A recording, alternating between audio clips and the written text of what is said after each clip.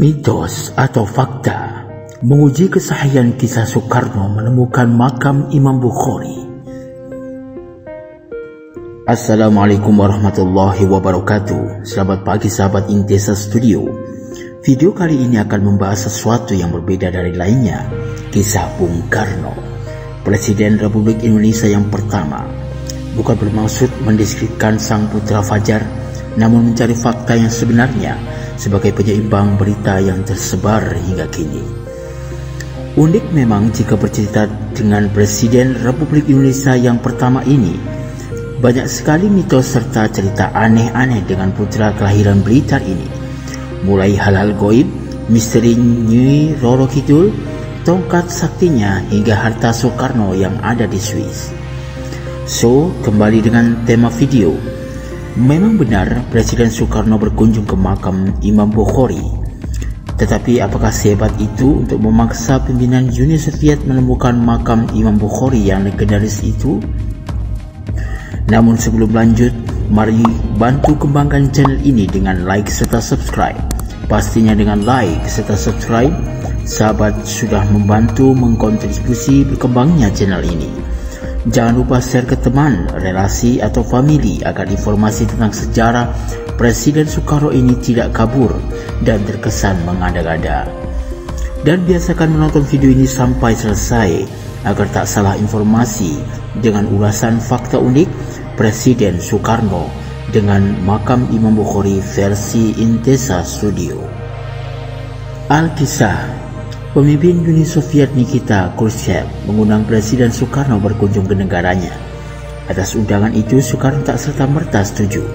Kala itu, Uni Soviet dan Amerika Serikat sedang berebut pengaruh. Soekarno merasa perlu berhati-hati. Sebagai penganut garis politik non-blok, ia tak ingin dicap berbelok ke kiri. Soekarno membuat strategi dengan mengajukan syarat kepada Khrushchev. Ia hanya akan memenuhi undangan jika pemimpin Soviet itu bisa menemukan kembali makam Imam Bukhari di Samarkand, Uzbekistan. Khrushchev enggan, tapi Soekarno bersikeras. Imam Bukhari merupakan sosok penting bagi umat Islam dunia. Ya, ia adalah salah satu perawi hadis paling termasyhur. Selain Imam Bukhari, Tirmidzi, Abu Dawud, Ibnu Majah maupun An-Nasai. Ia berperan besar dalam mengisahkan jejak kehidupan Nabi Muhammad SAW. Namun, siapa sangka jika penemuan makam Imam Bukhari tak terlepas dari jasa Soekarno.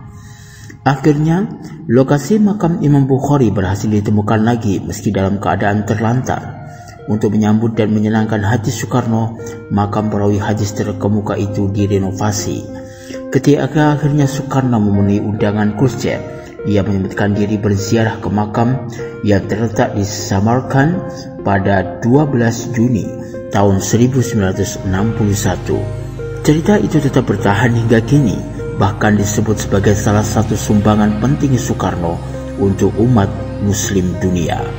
Diplomat Kementerian Luar Negeri Sigit Aris Prasetyo yang pernah mendapat tugas riset di Uzbekistan pada tahun 2016 mengaku Soekarno sangat dikenal oleh para pemuka Islam Samarkand. Saat bertugas di Uzbekistan, ia sempat mengunjungi makam perawi hadis kelahiran Bukhara 810 Masehi itu dan mendapat cerita soal jejak Soekarno di sana. Ketika saya berdialog dengan salah satu pemuka Islam di sana, beliau juga menekankan jasa-jasa Soekarno dalam pembangunan makam itu saat berkunjung ke Uni Soviet. Tutur penulis buku dunia dalam genggaman Bung Karno pada tahun 2017. Mitos atau realitas? Meski kisah itu terkesan membanggakan, kebenarannya cukup meragukan. Tidak ada sumber tertulis yang mencatat peristiwa tersebut. Jika memang ia benar-benar penting, siapa yang pertama kali menyebar cerita ini pun sama samarnya. Soal ini, sejarawan Asif Warman Adam pernah menyampaikan keraguannya. Kadang memang ada cerita Soekarno yang besar-besarkan.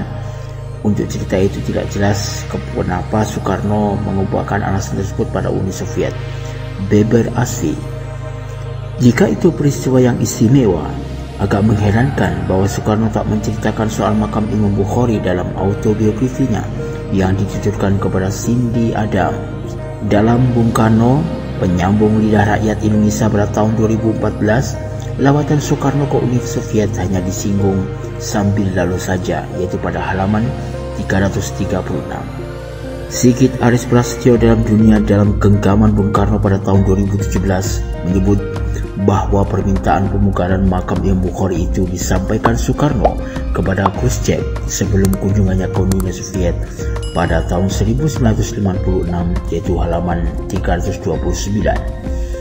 Keterangan ini janggal karena saat itu Presiden Uni Soviet adalah Kliment Voroshilov dan undangan kunjungan datang darinya. Sementara Khrushchev masih menjabat sebagai Sekretaris Jenderal Dewan Presidium tertinggi Uni Soviet. Dalam kunjungan pertama ke Uni Soviet itu pun kedatangan antara Soekarno dan Khrushchev belum terbangun. Seturut keterangan yang terhimpun dalam buku terbitnya Yayasan Multatuli Perjalanan Bung Karno, yaitu pada tahun 1978. Selama di Moskow, Soekarno hanya mengadakan pertemuan resmi dengan Voroshilov dan Ketua Dewan Menteri Uni Soviet Nikola Bulganin, yaitu pada halaman 5 dan 27. Adapun momen Soekarno berjumpa dengan Khrushchev berlangsung dalam pertemuan kolektif delegasi Indonesia dan Uni Soviet.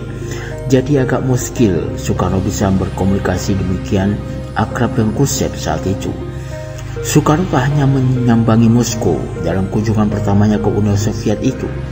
Beberapa kota dan negara bagian Uni Soviet lain juga masuk daftar dalam kunjungan presiden. Di antara negara bagian yang dikunjunginya adalah Uzbekistan. Di daerah yang warganya mayoritas Muslim itu, Soekarno dijadwalkan mengunjungi ibu kota Tashkent dan kota kuno Samarkand.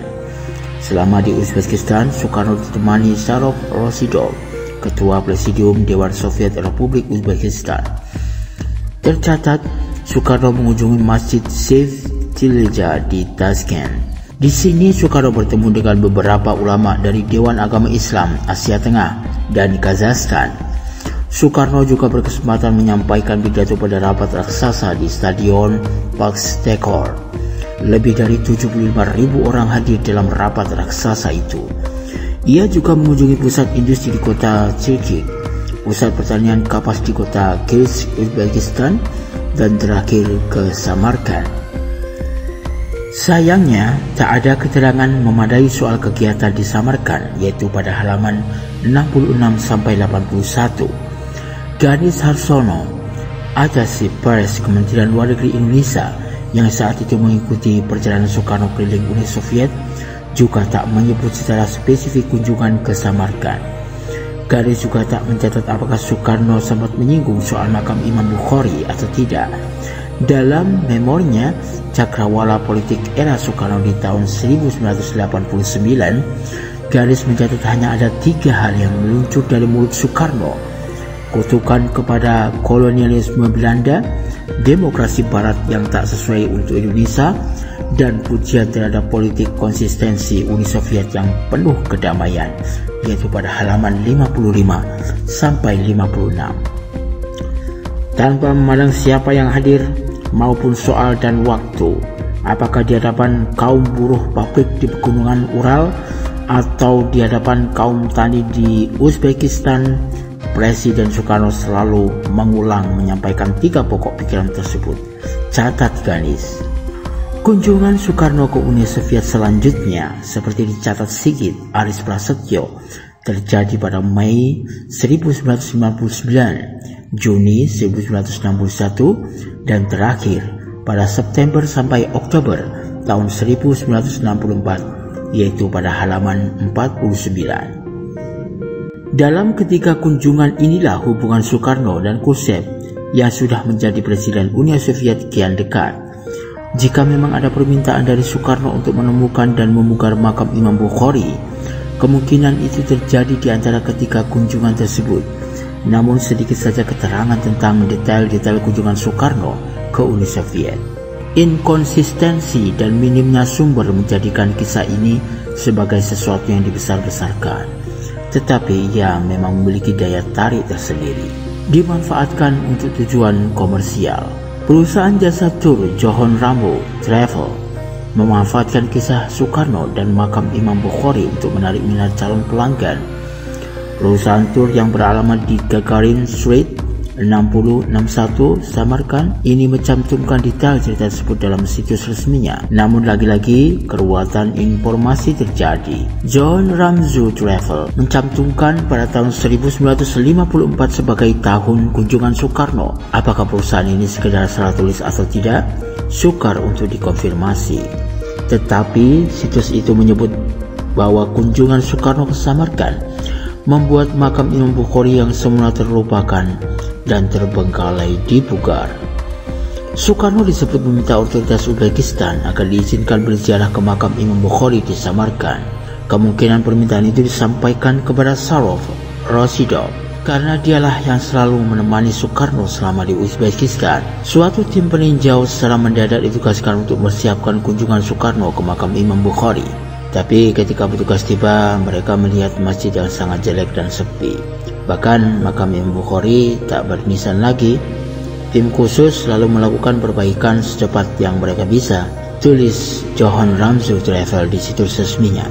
Disebutkan pula bahwa sejak itu, makam perawi yang telah membubuhkan 9.082 hadis dalam kitab Al-Jami'us Shahih ini kembali menjadi destinasi ziarah umat Islam di Uzbekistan.